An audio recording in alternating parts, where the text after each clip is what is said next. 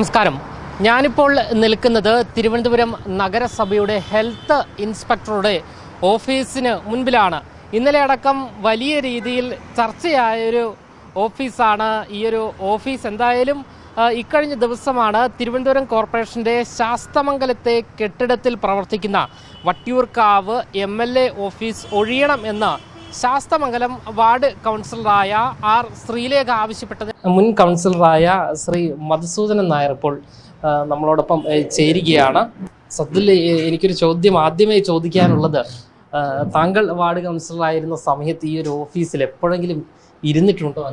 ഞാൻ ഇരുന്നിട്ടില്ലെന്ന് പറയാൻ ഇരുന്നിട്ടുണ്ട്. തുടക്കം 2020 ഞാൻ കൗൺസിലറായത്, ഡിസംബർ മാസം. അപ്പോൾ 2020 കൗൺസിലറായപ്പോൾ സാധാരണ ഒരു ഓഫീസ് കിട്ടുക എന്ന് വളരെ സന്തോഷമാണ്. അങ്ങനെ അന്വേഷിച്ചപ്പോൾ ഇവിടെ കൗൺസിലർ ഓഫീസ് ഉണ്ടെന്ന് അറിഞ്ഞു. യഥാർത്ഥ കൗൺസിലർ ഓഫീസ് ഞാൻ വരുന്നതിന് മുമ്പുള്ള കൗൺസിലർ ഓഫീസ് ഇപ്പോൾ MLA ഇരിക്കുന്ന ഓഫീസായിരുന്നു എന്നാണ് മനസ്സിലാക്കാൻ സാധിച്ചത്.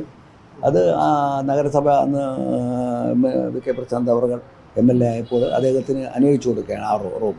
അങ്ങനെ വന്നപ്പോൾ ഇത് അക്ഷയ കേന്ദ്രത്തിനുള്ള റൂമാണ്, അക്ഷയ കേന്ദ്രത്തിന് അനുവദിച്ച റൂമെന്നാണ് ഞാൻ അന്ന് മനസ്സിലാക്കിയത്. അങ്ങനെ ഇവിടെ എനിക്ക് ഓഫീസ് കിട്ടി ഇരുന്ന അവസരത്തിൽ എനിക്ക് മനസ്സിലായി ഇവിടെ സ്ഥലപരിമിതിയുണ്ട്. നഗരസഭ നൽകിയ അലമാരയും റാക്കൊക്കെ ഇവിടെ വയ്ക്കാൻ നോക്കിയപ്പോൾ ഇതിന് സ്ഥലമില്ല. അന്ന് ഈ കസേര ഇടാൻ പറ്റില്ല. അതുകൊണ്ടാണ് അതിൻ്റെ ബാത്റൂമിൽ വെച്ചാണ് 4 കസേര ഇടാനുള്ള സൗകര്യം ഒരുക്കിയത്.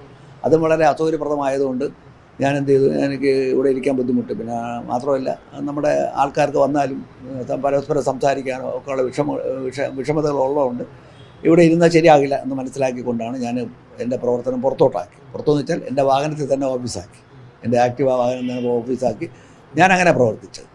ഇവിടുത്തെ അസൗകര്യം പ്രധാന ഘടകം തന്നെയായിരുന്നു, അതിനകത്ത് ഒരു സംശയമില്ല. കാരണം നിങ്ങൾ കാണുന്നുണ്ടല്ലോ ഇവിടെയൊക്കെ.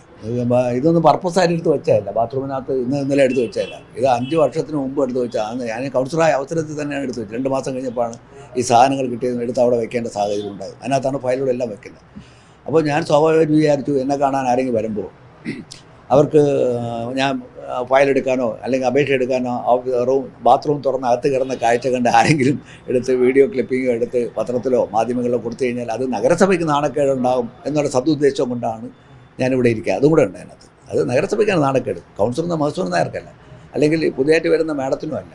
അത് ആ നാണക്കേട് ഉണ്ടാകരുത്, നഗരസഭയ്ക്ക് ഉണ്ടാകരുതെന്നുള്ള ആ ഒരു സദുദ്ദേശത്തോടു കൂടിയാണ് ഞാൻ ഓഫീസ് എൻ്റെ സ്കൂട്ടറിലേക്ക് മാറ്റി. ഞാൻ എൻ്റെ പ്രവർത്തനം കഴിഞ്ഞുള്ള 4-4.5 വർഷക്കാലം സ്കൂട്ടർ തന്നെയായിരുന്നു എൻ്റെ പ്രവർത്തനം. സ്കൂട്ടറിൽ തന്നെ എല്ലാ കാര്യങ്ങളുണ്ട്. അപേക്ഷയുണ്ട്, ഫോമുണ്ട്, ലെറ്റർ പാഡുണ്ട്, സീലുണ്ട്, ഫസ്റ്റ് എയ്ഡ് ബോക്സ് ഉൾപ്പെടെയുള്ള സാധനം അതിനകത്തുണ്ട്. അപ്പോൾ അങ്ങനെ പ്രവർത്തിക്കും. പക്ഷേ ശ്രീലേഖ മാഡം കൗൺസിലറായി വന്നപ്പോൾ മാഡത്തിന് എന്നെപ്പോലെ പ്രവർത്തിക്കാൻ പറ്റത്തില്ല. മാഡത്തിനൊരു ഓഫീസ് വേണം, അത്യാവശ്യം. ഒരു കൗൺസിലറെ സംബന്ധിച്ച് ഓഫീസ് അത്യാവശ്യമാണ്.